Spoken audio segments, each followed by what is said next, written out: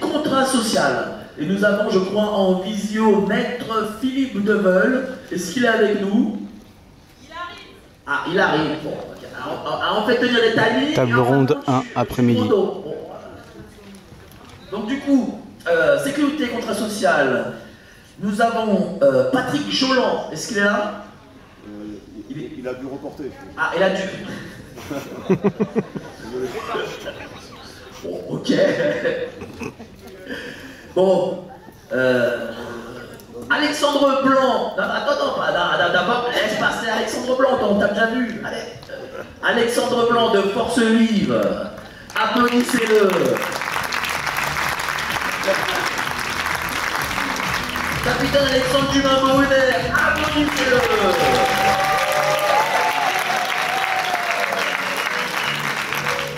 Maître Philippe Deveul, l'avocat des victimes du Bataclan, on l'attend, il sera en visio, applaudissez-le aussi.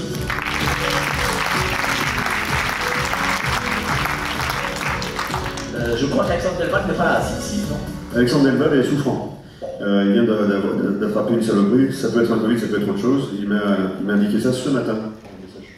Et il aurait vraiment souhaité être là parmi nous et nous amener ses lumières, notamment en géopolitique. C'est quelqu'un de très pointu en géopolitique. Donc une pensée au cher Alexandre Delval.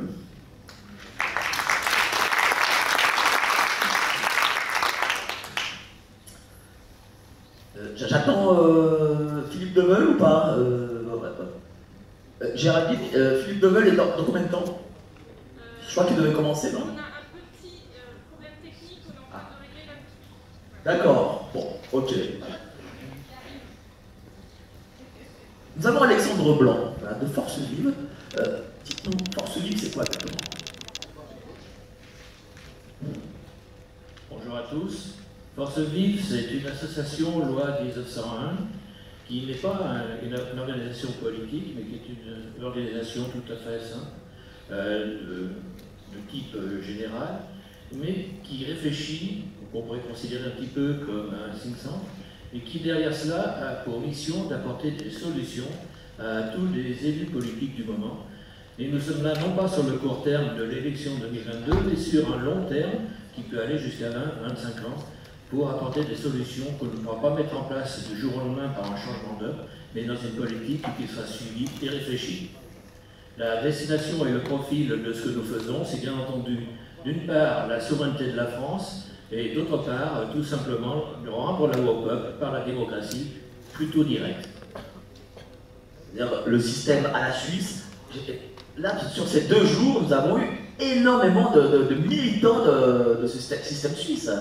Oui, nous n'avons pas de solution apportée aujourd'hui directe. Nous discutons avec les candidats, justement pour rapprocher notre vision par rapport à eux. Effectivement, on peut se rapprocher de quelque part sur ce qui est bien en Suisse, mais tout n'est pas forcément très bien en Suisse. On l'a vu avec les dernières élections concernant la gestion de la Covid dernièrement. C'est vrai, mais malgré tout, les Suisses ont eu la parole.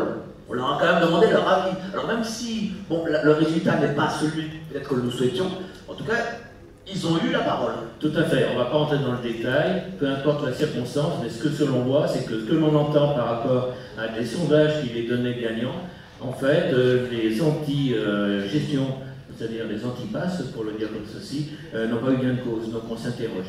Donc pour nous, au niveau Force Vive, pour ramener à nous, c'est un sujet de réflexion, parce que comment peut-il y avoir d'un côté une grande majorité et qui se traduit par le résultat d'une minorité? En gros, c'est un peu ça. Et donc, c'est de réfléchir à ne pas arriver à ces situations-là, mais de bien répondre à ce que veut le peuple, le citoyen, le Français que nous sommes. Vous avez une connotation très militaire aussi, il y a beaucoup de militaires dans votre association. Donc c'est pour ça qu'on vous a notamment invité pour la sécurité. Quelle est votre démarche plus en détail peut-être? Alors ma démarche personnelle est un peu ambiguë puisque je suis d'abord un ancien militaire, ensuite je suis un salarié d'une grande société du CAC 40 et enfin avant d'arriver à la retraite j'ai été chef d'entreprise d'une petite société de maintenance informatique. Donc ce qui peut peut-être pour moi, vous allez me découvrir, pour certains me connaissent, mon côté un peu rigoureux, mais la rigueur n'étant pas de la rigidité, c'est simplement de la réflexion et de savoir prendre une décision dans un temps très court au moment où il le faut. Merci beaucoup. Alors, pour en revenir à la sécurité, j'en parlais, j'ai 2 militaires, enfin 2 ex-militaires. Cher Alexandre, Comment vois-tu cette évolution là, sur la sécurité Attention pour les Alexandres, nous sommes deux Alexandres. Ah oui, c'est vrai en plus.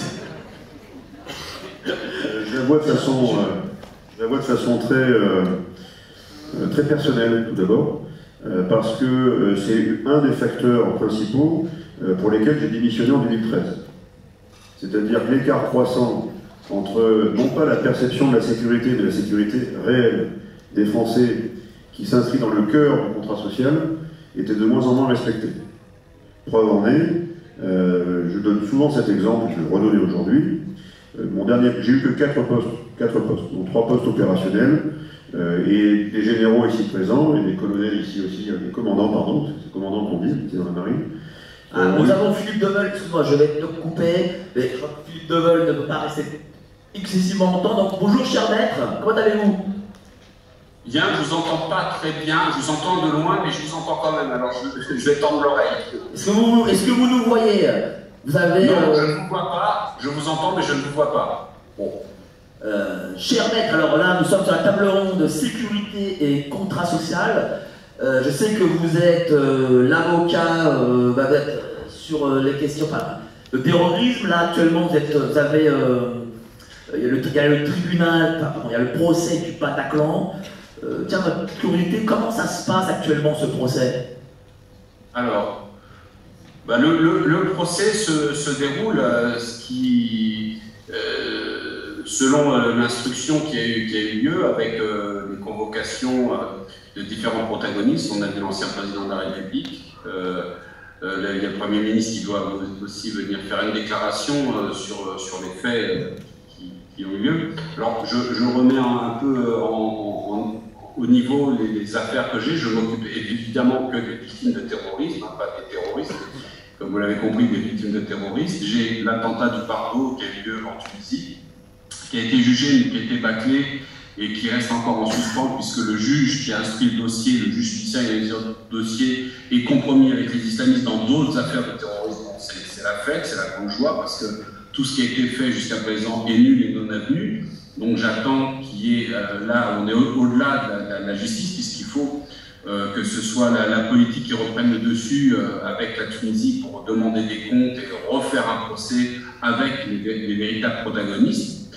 Ensuite, j'ai le Bataclan qui est en train d'être jugé en ce moment au tribunal, à la cour d'appel. Enfin, c'est pas l'appel, mais ça se passe à la cour d'appel. C'est une cour d'assises spéciale, hein, c'est donc à Paris. Et j'ai aussi l'attentat de Nice du 14 juillet 2016, où j'ai une victime qui est reconnue victime par la justice, mais accrochez-vous, n'est pas reconnue victime par le fonds de garantie des victimes de terrorisme. Bon, c'est hallucinant, il y a plein d'incongruités dans ce genre de dossier.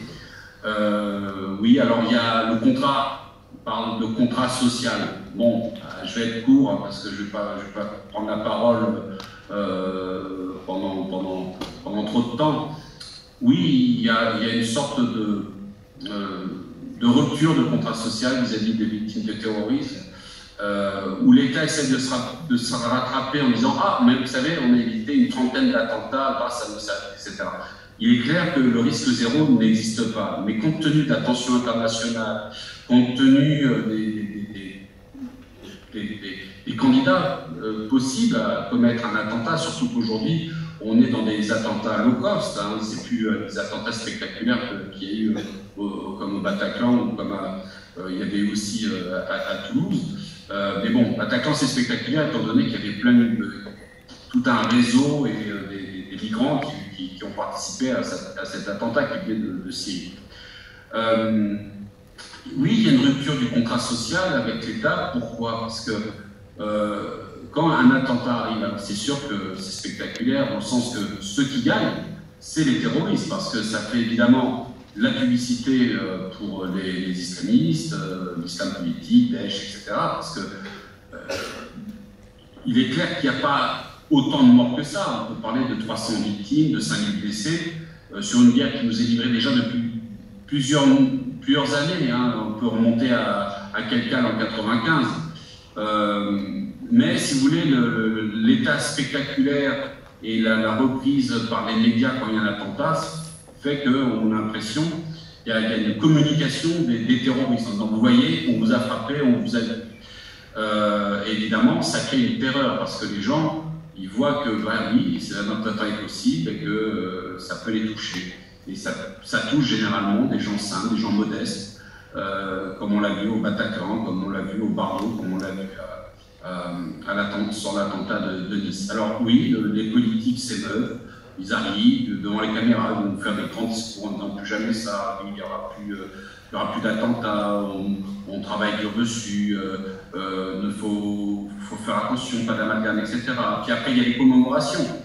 On va vous dire, oui, on va faire, il y a le cérémonial des bougies, des ballons, enfin voilà. Alors qu'il y a des réseaux islamistes en France qui sont puissants, qui sont très vindicatifs et qui officient tous les jours. Et bon, alors on vous parle d'une mosquée qui sera fermée à Roubaix, mais bon, c'est pas immédiat, c'est dans l'attente, ça veut dire que ça va durer 6 mois. Enfin, il n'y a pas une réelle politique sérieuse et une réelle prise en charge aussi des victimes, parce que comme moi je vous dis, je défends les victimes. Alors les victimes, elles ont évidemment l'accès aux médias le jour de l'attentat, mais après c'est fini, ça reste des anonymes. On les entend plus d'ailleurs.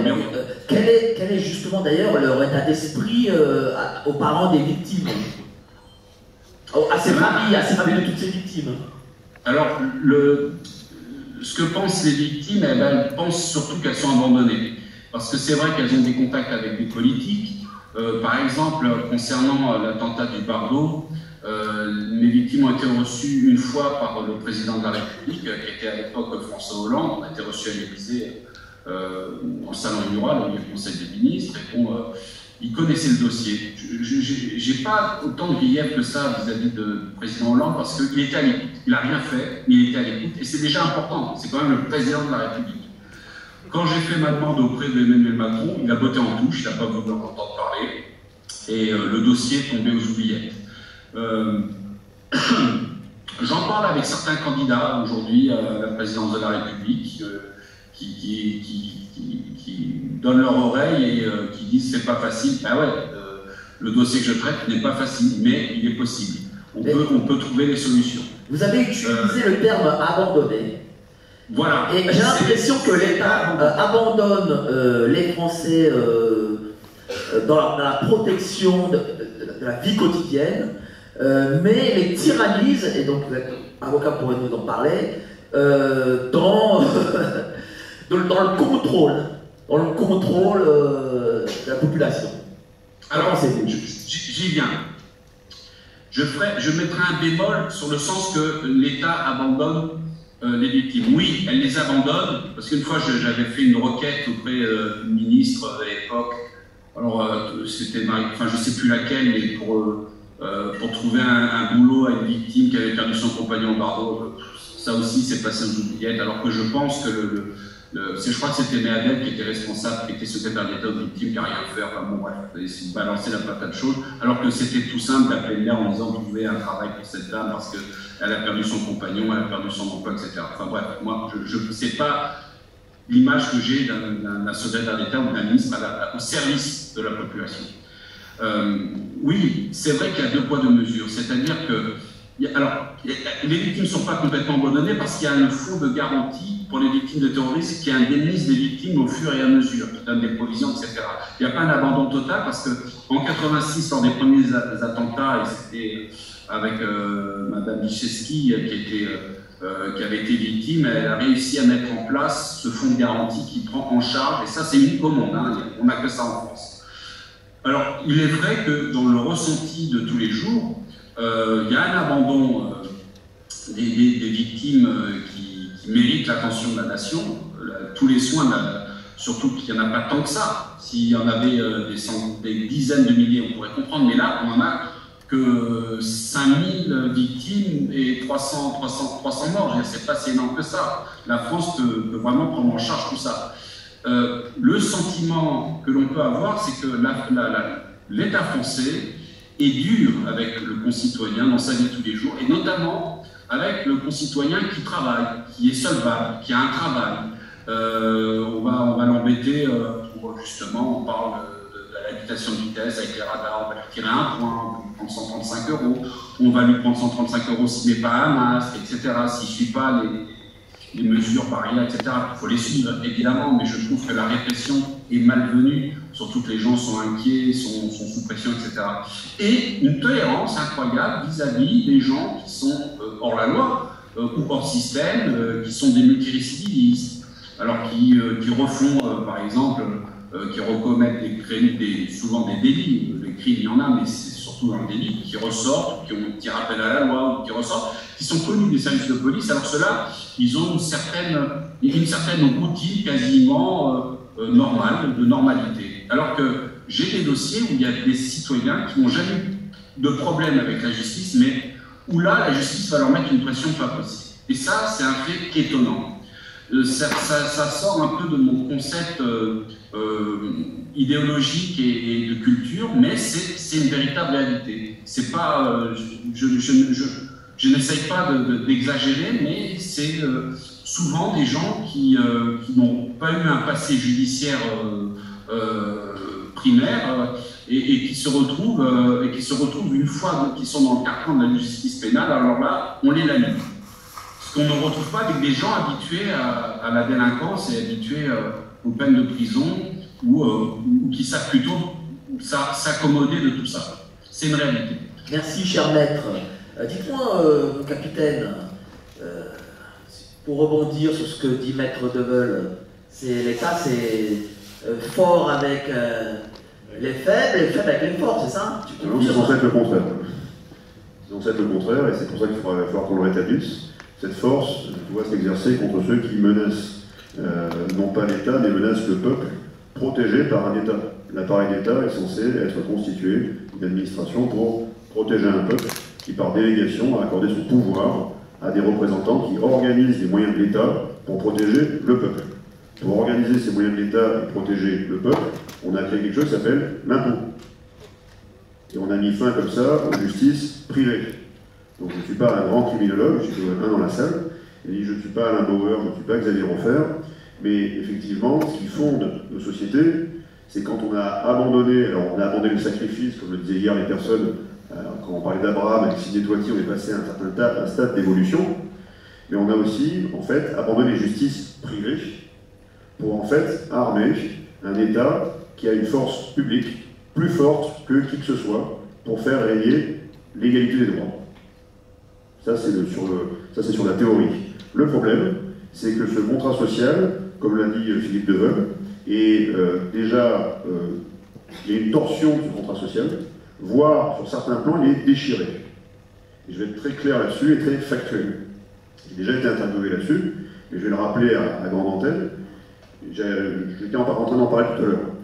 Quand j'ai démissionné, c'était pour une raison simple. Mon dernier poste, c'était un poste de renseignement. Donc, renseignement, c'est collecter l'information, la synthétiser, pour obtenir en fait un état réel, offrir en fait des éléments d'appréciation les plus fins possibles à l'exécutant ou au gouvernant, pour qu'ils prennent toutes les mesures pour respecter ce contrat social. C'est pour ça que sont créés aussi les services de renseignement. Nous, je sais par exemple, vous vous rappelez de l'hypercachère, avec les cellules de Strasbourg et les cellules de Cannes, ces cellules de Strasbourg et les cellules de Cannes sont identifiées depuis 2012. Depuis 2012, elles sont identifiées. Alors je ne peux pas dire qu'il y a une absence de volonté politique de traiter tout de suite cette menace. C'est une menace en croissance, et ensuite qui a frappé, et qui a ôté la vie de Français. Et cette menace, en fait, n'a pas pu être, pour différentes raisons, traitée, parce qu'il y avait notamment un esprit, notamment anglo-saxon, qui règne sur toutes les administrations. Administration hospitalière, éducative, militaire, policière, et qui, en fait, a désarmé progressivement le régalien. L'outil public, qui est votre outil, mon outil, c'est le nôtre. Il a été désarmé en suivant en fait une idéologie anglo-saxonne qui nous mène tous les jours plus vers une privatisation des forces. Sauf que ce qui s'est passé, parce qu'on peut parler de sécurité en cas du terrorisme, sécurité policière quotidienne, mais on peut parler aussi de sécurité sanitaire. Cette sécurité, elle doit vous être aussi offerte, garantie dans cette crise. Or, intentionnellement, sur cet aspect-là, autant du terrorisme que de la crise sanitaire, de la soi-disant guerre sanitaire que vous avez sous les yeux, eh bien, le contrat a été déchiré par les représentants. Parce qu'il y a eu des mises en danger de la vie d'autrui. C'est mon postulat. Et je le défendrai jusqu'au bout. Je pense qu'il y a une tentative criminelle et un détournement de notre outil public, un affaiblissement de cet outil, qui fait que ça expose maintenant tous les citoyens à des menaces réelles sur leur quotidien, altercations, différentes choses, jusqu'à un niveau de dangerosité maximale, qui peut être le terrorisme, et un niveau de dangerosité aussi important à mon sens, qui est en fait l'insécurité sanitaire, dans laquelle nous avons tous été lancés, offerts en pâture. Donc, à mon sens, le contrat social et la sécurité sur tous ces aspects, qui fondaient nos sociétés, est en train d'être sapés. Nous sommes face à une menace réelle, et c'est la raison pour laquelle les Français ont autant aussi peur. Ce n'est pas que lié au Covid, c'est lié aussi à différentes thématiques autour de l'insécurité, du terrorisme, et j'en passe. Mais tout simplement, il ne faut pas chercher ailleurs.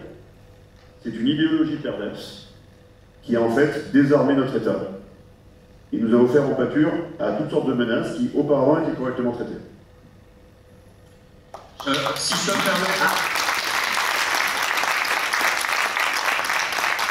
Allez-y, Charles. Oui, je voulais dire quelque chose avant de quitter, parce que je dois... j'ai quelque chose après, très rapidement.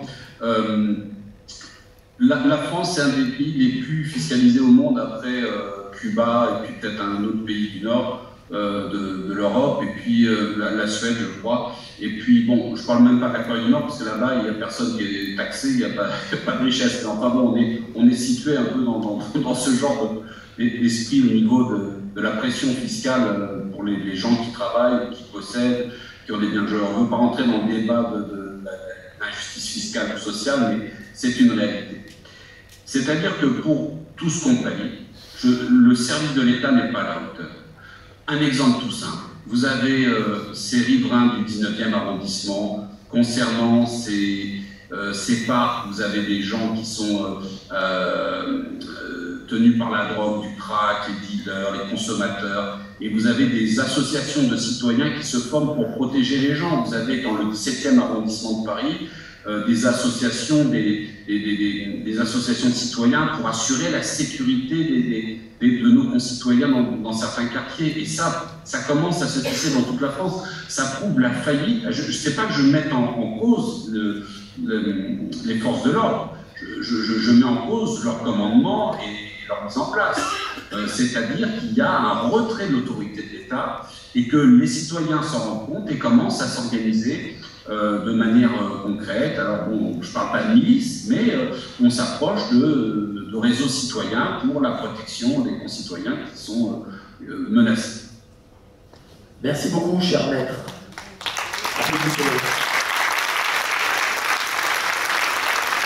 Merci beaucoup et bravo pour votre action, ne serait-ce que sur le procès du Bataclan. Bravo à vous. Je vous remercie et je vous souhaite une très bonne continuation. Et j'espère à très bientôt. Bonne à journée. bientôt, merci. Merci. Au revoir. Alors je sais que notre ami Alexandre Blanc voulait quelques petites précisions. Oui, parce que et rebondir dessus. je voudrais un petit peu rebondir tout ce qui a été dit, qui part d'un constat, et nous faisons un autre constat, c'est-à-dire que nous apportons les solutions des problèmes qui viennent d'être dictés, évidemment. Ça ne peut que me faire réagir. Pour nous, la sécurité, c'est un vaste sujet et qui recouvre beaucoup de domaines, enfin beaucoup de sujets, entre autres, dont certains ont été révélés par mon homonyme, Alexandre, j'aime bien m'appeler tout seul. Bon, excusez-moi de l'humour. Pardon, je reprends. Donc, par rapport à ces différents volets, nous avions choisi, nous, de parler, effectivement, du terrorisme et de la drogue.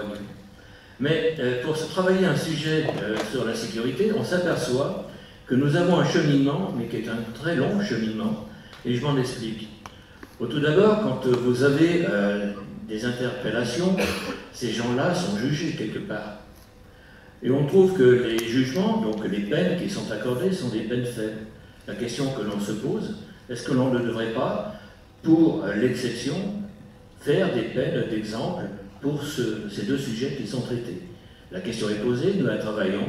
Vous avez des réponses, vous êtes invités à faire votre avis, à donner votre avis à Force Vive sur le site force au pluriel vive.fr.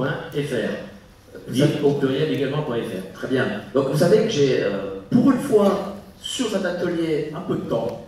Donc on va donner la parole au public. Voilà. Est-ce qu'il y a des questions parmi le public à nos intervenants? Je suis sûr qu'il y en a. Est-ce qu'il y a un micro déjà dans la salle?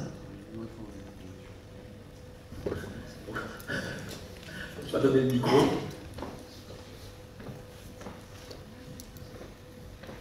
Allez-y, allez-y, soyez pas timide. Vous n'étiez pas timide tout à l'heure. J'attends des questions. Ah, voilà, madame. Ah, on était sûr.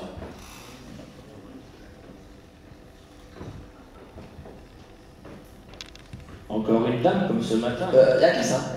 Les femmes ont plus de courage aujourd'hui, j'ai l'impression. Messieurs, réveillez-vous. Bonjour, j'aimerais poser une question au capitaine Alexandre Giordani. Voilà. Dans votre carrière, très diverse, militaire, entrepreneur, leader, etc., quel a été votre plus grand obstacle que vous avez rencontré? Et dans ce que vous faites, quelle est votre plus grande joie?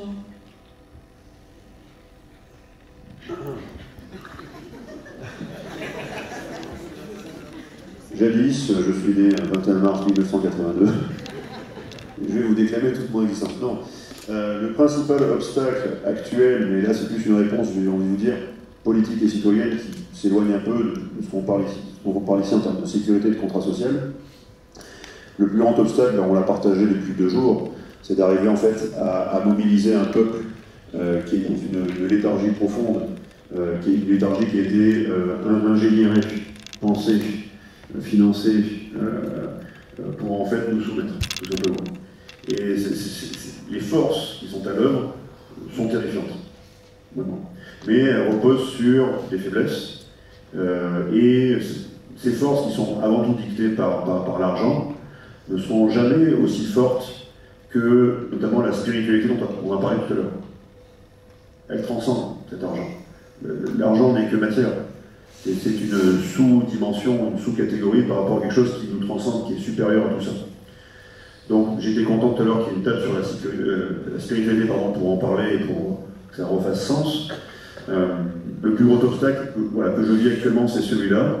Le plus gros obstacle aussi a été un obstacle d'incompréhension par rapport à des virages, c'est très personnel, je suis désolé, mais des virages personnels en termes de carrière. J'ai une carrière courte, une carrière qui a duré 12 ans, presque 13, c'est une carrière courte, à l'issue de laquelle j'ai dit tout à l'heure, j'ai démissionné pour plusieurs facteurs, mais notamment parce que je n'étais plus dans ma projection personnelle. Je m'étais projeté personnellement, souscrire à l'émission pour l'autre, avec un grand A, autrui. Quand je me suis aperçu qu'on ne souscrivait plus à cette noblesse, qui est un altruisme en fait, on s'intéresse aux autres en fait, et beaucoup de personnes des forces de sécurité régaliennes partagent en fait. Ils ne sont pas là que pour la gamelle ou que pour le confort financier, ils sont aussi là parce qu'ils ont une grande générosité. Générosité qu'on retrouve chez les soignants, générosité qu'on retrouve chez les professeurs. Il y a des générosités de partout, mais il y a une grande générosité aussi pour ceux qui donnent de leur temps, et rappelons-le, de leur santé, voire de leur vie, pour nous protéger. Il faut le rappeler. Donc l'obstacle principal était ici. C'est un obstacle où les personnes n'ont pas compris pourquoi j'ai démissionné à l'époque. Tout simplement parce que ma projection de valeur n'était plus atteinte. Et donc j'ai été en déception par rapport à la réalité que j'avais pensé vivre un jour et qui était très éloignée, trop éloignée de ce que j'avais imaginé puis ensuite vécu. Et c'est terrible d'en faire ce constat parce qu'au début c'est une vocation. On embrasse la carrière des armes par vocation. Et ensuite, alors s'il a des illusions et légères, on peut encore rester dans sa vocation. Mais ensuite, s'il est trop importante, beaucoup de militaires ou de policiers ou d'autres décident de s'arrêter parce que voilà, leur contrat personnel n'est plus rempli dans un vaste contrat social. Ils n'ont plus d'utilité. Ils ne se sentent plus utiles à l'autre. Ce principe d'utilité est fondamental, notamment pour tisser nos relations, refaire société comme on le fait encore aujourd'hui, et refaire du bien, c'est fondamental. Que les choses soient utiles. C'est pour ça qu'on a adressé autant de tables, et ça nous a apporté de la matière utile à réflexion. Utilité. Il y avait l'obstacle, il y avait une deuxième... La joie. La grande joie. Non, une personne qui a mis dans l'assistance m'a dit tout à l'heure que je manquais un peu de joie. Dû sûrement à cette c'est parce que hier ça a été annulé, donc t'as pas pu rigoler, la meuf était triste. Voilà. Alors c'est intéressant ce que tu dis, Mike, par rapport à la tristesse et la joie. Aider rend joyeux. Aider rend joyeux. Donc quand on nous prive de liens, quand on nous calfeutre chez nous, quand on nous prive, et on prive les forces de sécurité qu'on sait aujourd'hui parce qu'ils font un métier terrible actuellement. Ils sont à mi-chemin entre force publique, force de l'ordre, et parfois un petit Roland de garde prétorienne. Tu vois ce que je veux dire? Donc ils font un métier très délicat. Beaucoup dans ce métier souffrent également de ce qu'ils subissent. Et je fais écho à notre ami Gilet Jaune ici présent. Ce qu'a réussi à faire le pouvoir il y a 3 ans, pour le conserver, c'est qu'en fait il a pris un même peuple. Un peuple avec une tenue et un peuple sans tenue. Alors, il n'y avait pas un peuple sans tenue, il y avait un peuple avec une chaise et un clouf. C'était un gilet jaune. Et ils les ont en fait s'affronter de façon assez violente, parfois. Et à ce moment-là, le pouvoir a gagné plusieurs années. Parce qu'ils ont établi un traumatisme, pour certains irréparable. Les personnes qui ont perdu une main, un œil, différentes choses, c'est quelque chose d'irréparable. Et en plus, ça a établi en fait un fossé qui n'aurait jamais dû être creusé entre l'ensemble des citoyens, ceux qui nous servent, et donc ceux pour qui on paye pour qu'ils nous servent. Et donc là, on touche vraiment à l'essence de notre société, et qui est frontalement attaquée. Merci mon capitaine. Deuxième question. Oui, la monsieur,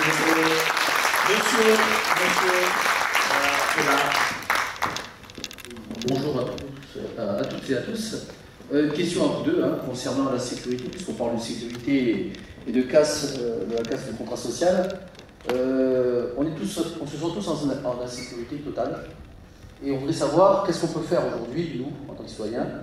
On est prêt, moi je sais autour de moi, et même moi, aujourd'hui, on parle de la vaccination de nos enfants, et je suis prêt à mourir pour eux, comme beaucoup autour de moi, pour leurs enfants. Mais on aimerait savoir comment on peut s'organiser pour que ça s'arrête. Parce que là, on est dans une mascarade, on est dans un meurtre de masse, qu'il faut dire. Que demain, Macron va prendre la présidence de l'Europe. Donc on imagine bien que ce petit Führer va encore agir avec ses complices allemands et autres, autrichiens. Donc il y a tout ça qui se passe. On parle de sécurité, mais moi, ce que j'ai besoin de savoir aussi, je suis là pour ça aussi, parce que j'ai fait quand même 700 km pour venir vous voir aussi et rencontrer du monde, c'est comment se protéger. Comment se protéger?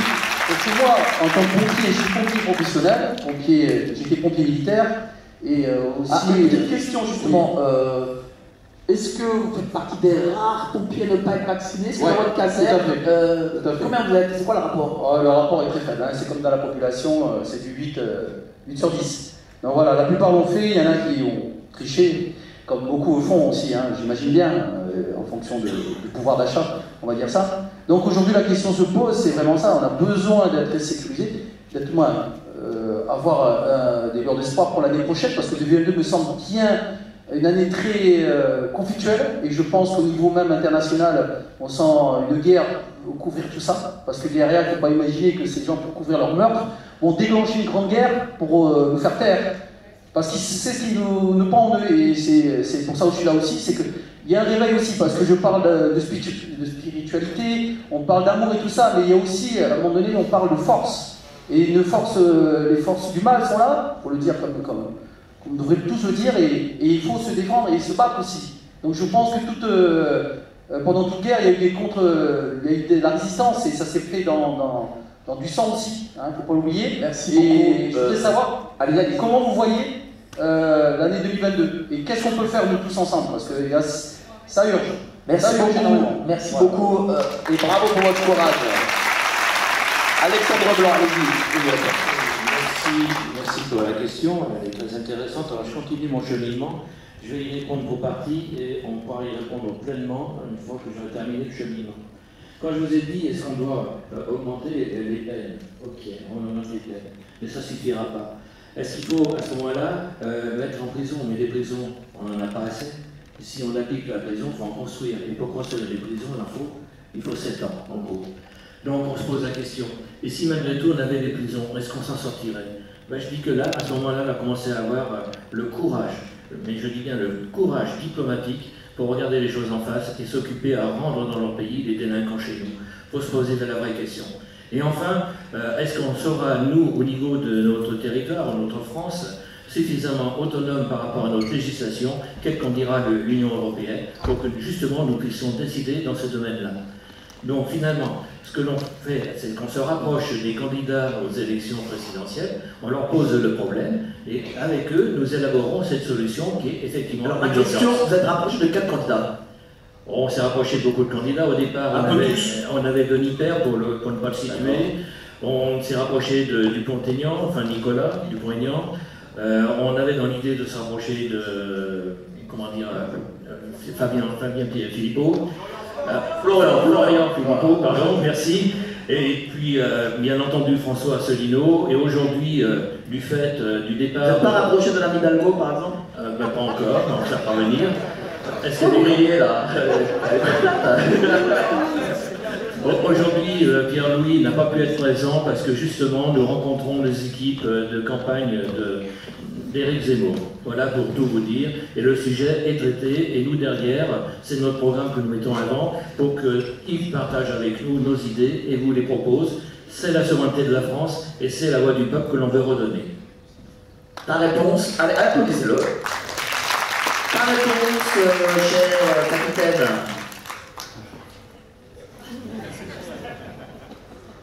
On va aller d'annus horribilis en 2020, re-annus horribilis 2021, c'est pour ça qu'on est ici aujourd'hui pour essayer un peu d'exorciser, pour faire du lien, de la chaleur, différentes choses. On t'entend, Géraldine. On a compris. Géraldine, on t'entend. Géraldine, t'es en mail. Géraldine. Géraldine.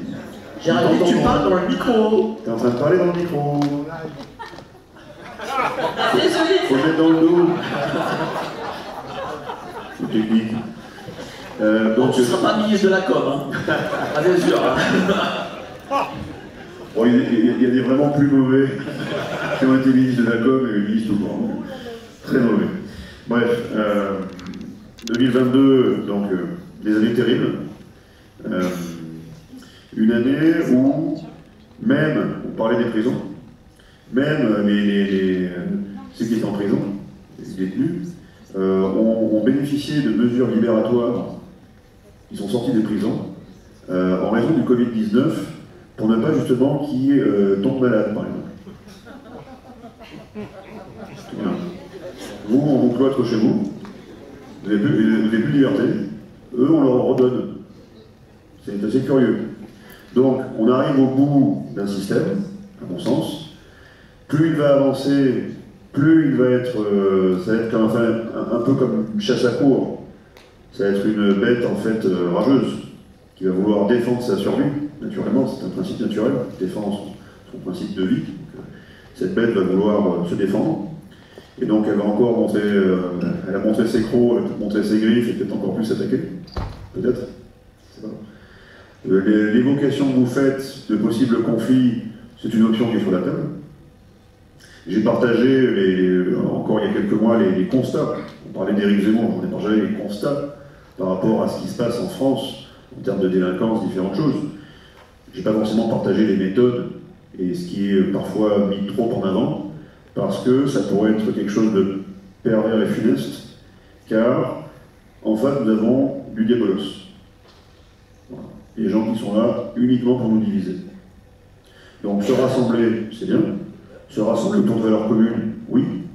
Mais si dans toutes nos démarches, qu'elles soient individuelles, collectives, voire politiques, les choses ne sont pas faites, bien sûr, pour remettre du sens, mais en plus, pour éviter des divisions stériles qui vont encore plus alimenter le plan en face des personnes qui divisent pour régner sur nous, nous allons vers des lendemains qui déchantent. Ça va déchanter très fort. Moi, la raison pour laquelle je fais tout ça, c'est que je veux tout simplement éviter la guerre civile. Et beaucoup de militaires dans la salle le font et également partagent ce constat. Une guerre civile, qu'elle soit de basse, de moyenne ou de haute intensité. Actuellement, on est face à une guerre civile de basse intensité. Mais au même titre que la chaleur du corps social qui a été glacée par le Covid, la chaleur de cette basse intensité de guerre civile peut être encore maîtrisée. On peut encore le faire. Ce n'est pas quelque chose qui a explosé dans tous les quartiers, on peut encore le faire, quartier, ville, peu importe. Je ne veux pas dire simplement que ce sont des quartiers, il y a ça bien sûr, mais il y a beaucoup d'autres facteurs. Et surtout, c'est systématiquement à qui profitera cette division. Les bénéficiaires de cette division, ça peut être bien sûr des personnes qui insultent la police tous les jours, ou qui narguent l'armée et les policiers, voire qui les agressent ou parfois même les tuent. Oui, ça profite à ces gens-là, et parfois des idéologies proches de ce qu'exprimait tout à l'heure Philippe Deveul. Mais il n'y a pas que ça. Comment sont armées ces personnes? Comment sont-elles financées? Quelle logistique il y a en face? Est-ce qu'il y a, c'est une hypothèse, est-ce qu'il y a de sombres desseins derrière l'armement de certains bras qui vont créer en vous la peur? La peur, c'est quelque chose de très, très puissant. C'est à cause de cette peur que 65% des Français acceptent la vaccination. Donc la peur est un moteur puissant. On peut l'utiliser via différentes choses. Je n'irai pas jusqu'à assurer avec certitude que la peur a été utilisée dans le cadre du terrorisme pour mieux nous museler. C'est une possibilité. On a le droit de douter. Je doute. Nous sommes Français, donc doutons. Mais je pense que cette peur est notre outil, et c'est aussi notre principal obstacle, on parlait Madame tout à l'heure, à nous réunir. Et en fait, à faire cesser cette mascarade, cesser cette fausse guerre sanitaire, et renvoyer en fait, eh bien, je parle de criminels, renvoyer ces criminels là où ils doivent être, c'est-à-dire dans les prisons, voire les bagnes. Voilà. Alors, question du général Coustou. Premier rang, voilà. Attendez le micro. Je vous invite à filmer Général Coustou, il va vous faire un buzz sur Internet. Il est comme ça, lui. Il parle, il fait des buzz. Allez-y. Il faut être patient, hein. 2 points. Le premier, très bref. Dans le prolongement de ce qu'a dit le Alexandre de droite. Moi, je me rapproche d'un candidat qui est peu connu, dont on parle peu, parce qu'il dit des choses qui dérangent et à qui on savonne la planche abondamment. Il s'agit de mon ami, le général Antoine Martinez, ici présent. Applaudissez-le. Deuxième point. Il sera présent à la prochaine table ronde. Deuxième point. Dans le prolongement de ce qu'a dit l'Alexandre de gauche. Je ne suis pas à gauche, hein, mon général, ni à droite. Bon, on a parlé encore hier du contre-pouvoir, etc., du rôle de l'armée. Tous les jours, j'entends dire, bon, quand est-ce que vous y allez, les militaires? Ce que je vais dire n'engage que moi. Le contre-pouvoir, c'est notre Constitution. On fait avec. L'article 3 de la Constitution, vous l'avez rappelé, précise que le peuple est souverain. Ma vision est la suivante.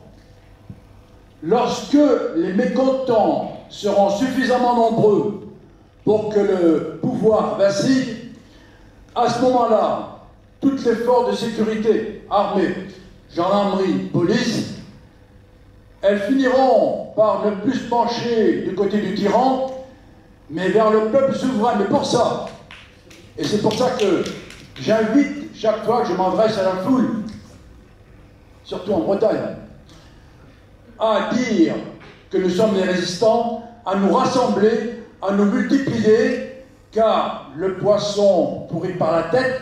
Je ne doute pas que ces forces de sécurité pencheront vers le peuple afin que la France survive. mon général. Alors, maître Alexandre Blanc, vous peut-être rebondir. Allez-y. Merci mon général pour cette belle prestation qui a aussi un petit trait d'humour que je soulève et que c'est par l'humour que nous pouvons dire beaucoup de choses et en tout cas nous pouvons soulever des foules, voire des mondes, sinon des peuples. Merci beaucoup. Alors, prochaine question. Ah, monsieur, là, parlez. Et après, madame. Ah, excusez-moi, madame. Non, allez-y, monsieur. J'ai une question. La campagne présidentielle va officiellement s'ouvrir prochainement. Est-ce que ça ne va pas être l'occasion pour autoriser des personnes qui se présenteront et qui seront de notre bord d'avoir des langues beaucoup plus déliées, de pouvoir parler beaucoup plus ouvertement sur les chaînes traditionnelles où les gens sont complètement endormis par des paroles et des mensonges continuels?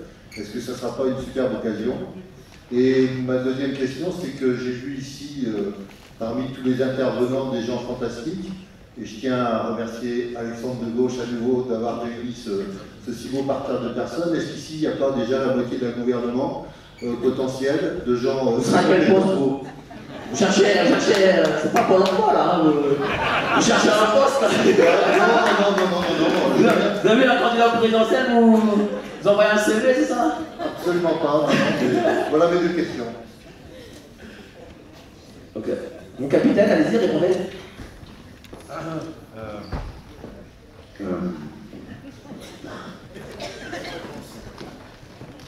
Écoutez.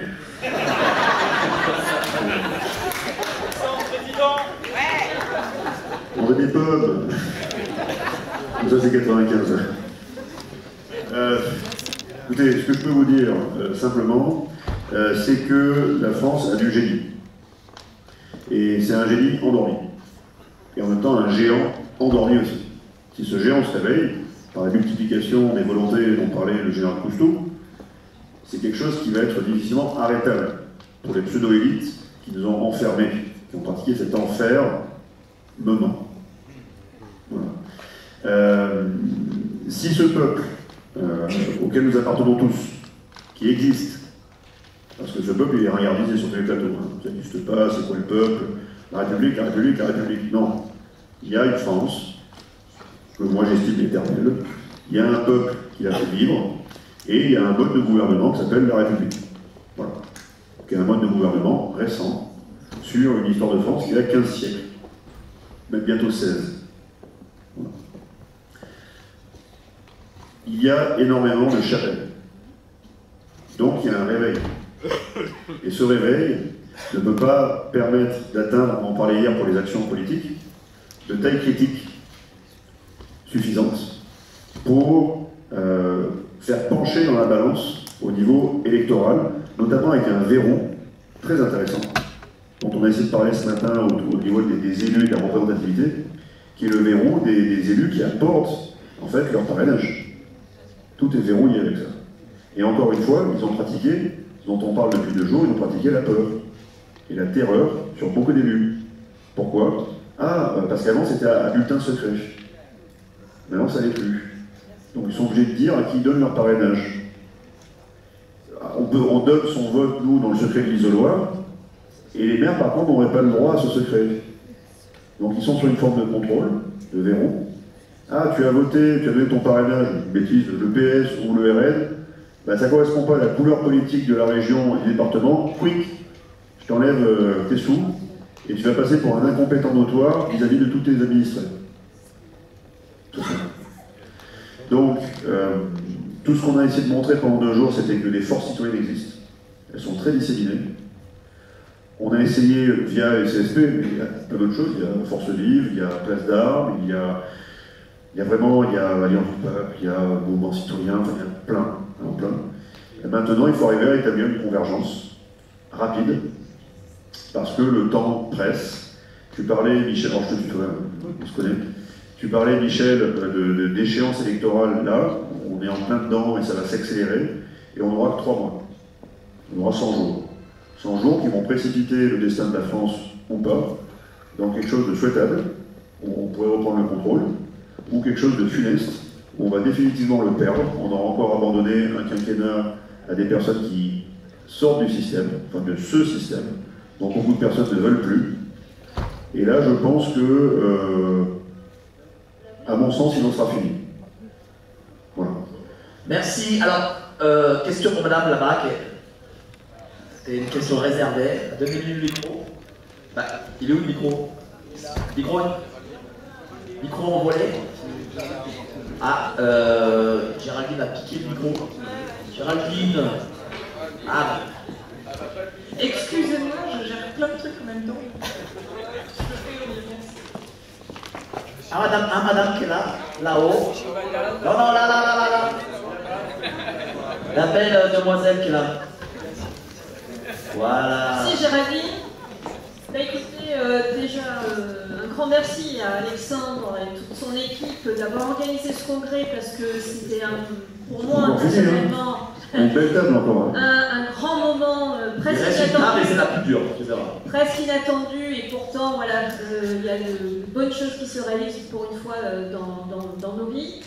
Et ma question sera dirigée auprès d'Alexandre Jubin et également le général Coustou. Dans mon cercle... Vous vouliez parler général, pas assumer. Dans mon cercle de connaissances, des personnes qui travaillent au sein de la sécurité sociale, voilà, qui gèrent, on va dire, tous les dossiers santé, etc. Et en ce moment, la Sécu mène des campagnes de recrutement de masse pour faire du tracing.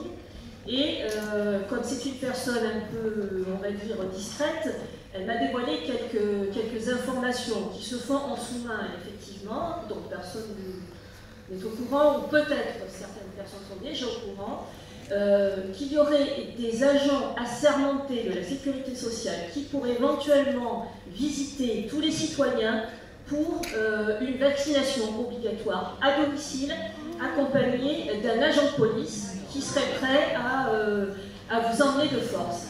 Alors, ma question est de savoir, à ce moment-là, je sais que si jamais ça se faisait, si cette hypothèse serait valable, je pense qu'il y aurait un débordement énorme, parce que j'en connais plus d'autres qui les attendraient avec des fusils et autre chose. Donc, ma question est de savoir comment devons-nous nous comporter. Est-ce que la police pourrait... est-ce que la police accepterait de faire un travail voilà, aussi dégueu alors, je vais parler avant le général parce qu'on ne parle jamais après ses chefs. Le capitaine que je suis, il clôturera. La question, c'est de savoir en fait si on va refaire des rafles. En gros, quoi, avec les pieds dans le bloc. Oui, vous avez indiqué, alors, si c'était juste des agents assermentés de la sécurité sociale sans policiers, ça me semblait vraiment quelque chose d'impossible. Mais effectivement, des agents de la force publique assermentés, habilités, pouvant réaliser des opérations de police administrative et judiciaire, pourraient tout à fait avoir des prérogatives pour le faire si une loi est votée dans ce sens. C'est une question encore de loi. Et là, on atteindrait une loi qui atteindrait une illégitimité de la taille de l'Everest. Et quand l'illégitimité sera trop grande, on y est déjà. Mais l'illégitimité, elle est visiblement pas encore assez forte, vu que le peuple de France ne s'est pas levé. Et 65% a décidé. Attendez de voir, sur 400 000 enfants, combien sont vaccinés. Attendez. On pourrait être agréablement surpris, et très défavorablement aussi. Oui, donc il faut attendre, on ne sait pas encore ce qui va se passer dans le corps social. Faut savoir. Vous avez ici beaucoup de gens qui résistent, donc on est dans 100% de gens qui résisteront, 99%, mais ce n'est pas le cas de beaucoup de personnes en France. Hein. La loi peut passer, sauf erreur, la loi sur la vigilance sanitaire n'ouvre pas ce genre de prérogative, a priori, donc nous n'y sommes pas encore. Pour l'instant, ils ont simplement sanctuarisé ce glacis qui leur permet, s'ils le souhaitent, en claquant des doigts, eh bien, de priver tout ou partie des libertés pour maintenir, encore une fois, cette chaleur croissante du corps social. Donc, je ne pourrais pas vous dire plus, mais si ça se passait, c'est un peu ce dont je vous parlais hier, on serait sur des situations très délétères, très volatiles, et bien malin celui qui pourrait savoir ce qui va se passer derrière. En tout cas, il y aurait je pense, un vent de résistance massif qui se lèverait, et on arriverait dans ce qu'on appelle le retour de la force. Il y a la force légale, qui est utilisée par l'État pour nous contraindre à faire certaines choses. Si c'est légitime, aucun problème. Si c'est illégitime, ça commence à coincer. Mais cette force, après, si on voit qu'on est dans une légitimité qui est vertigineuse, eh bien, il y aura le retour probablement de la force physique. C'est-à-dire la coercition, l'interrelationnel entre une personne et une autre, voilà, pour soumettre ou se soumettre. Et ce sera, je pense, une dégradation terrible de ce à quoi nous étions arrivés encore récemment, sur une belle société. Et ils sont en train de la détruire. Alors le général Coustou. Ah là là là là. Attendez, c'est pas sur le micro. Je suis maintenant pas sur des micros. Comme le disait notre regretté Georges Marchais, c'est votre question, mais c'est ma réponse. Bon, la peur doit changer de camp. D'abord, je suis certain que les forces de l'ordre de sécurité ne tireront pas dans la foule et ne franchiront pas certaines lignes rouges. Ça a été dit hier, le pouvoir a peur. Un exemple, il y a un mois, dans les Vosges, le régiment de marche du Tchad a mené une manœuvre qui consistait, c'est fictif, à reprendre des territoires perdus de la République dans les Vosges. Ils ont bien fait de choisir Trappes, mais c'est comme ça. Mais ils représentaient des forces étrangères de l'OTAN. Ça veut dire que le pouvoir envisage très nettement de faire intervenir des forces étrangères sur notre territoire national en cas de troubles sociaux. Vous vous rendez compte? Ils ont la trouille. Alors, continuons de nous mobiliser, continuons d'informer le concitoyen, continuons de nous réunir de manière à ce qu'il tombe naturellement. C'est ma réponse, chère madame. Merci, mon général. Alors, qui vous pose des questions? Monsieur. Ah ben non, écoutez, ça fait 5 fois, 10 fois que j'ai de la main. Attends, monsieur. Ah bon, bah c'est...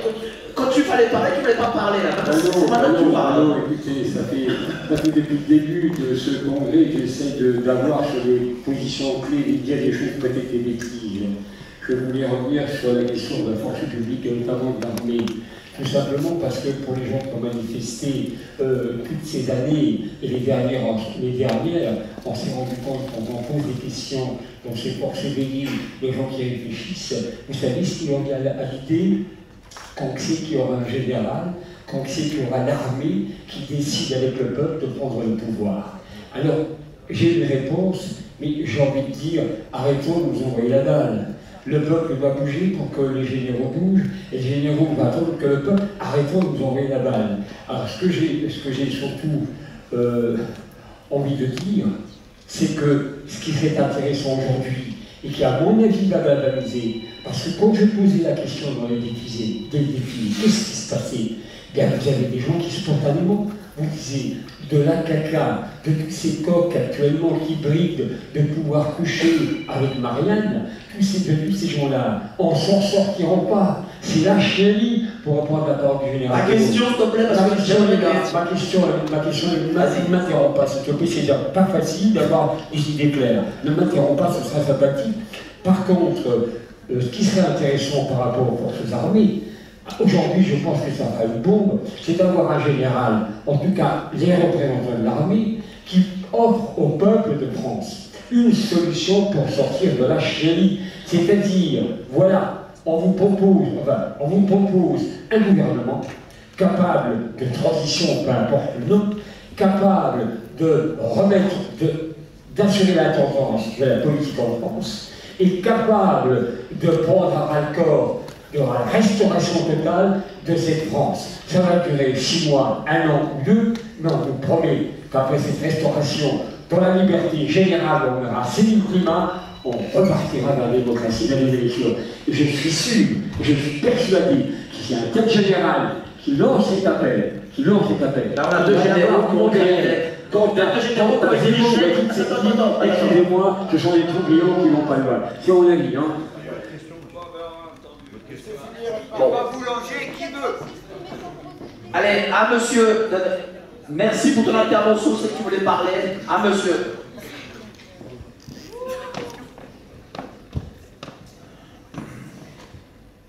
Merci pour la question. On parle de sécurité. Le débat, il est entre les citoyens, enfin, les institutions militaires, les forces de l'ordre et les citoyens. Pour répondre à la question de nos chers compagnons pompiers, ma question elle est simple. Qui est l'ennemi? Quelle est notre mission en tant que citoyen? Quelles sont les étapes, temps 1, temps 2, temps 3, pour aboutir à la mission, tout simplement, en tant que citoyen?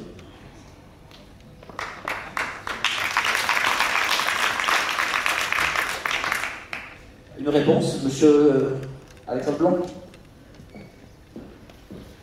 Il n'y a qu'un seul ennemi, c'est celui qui nous empêche de parler. Il y a un autre ennemi, c'est celui qui veut nous imposer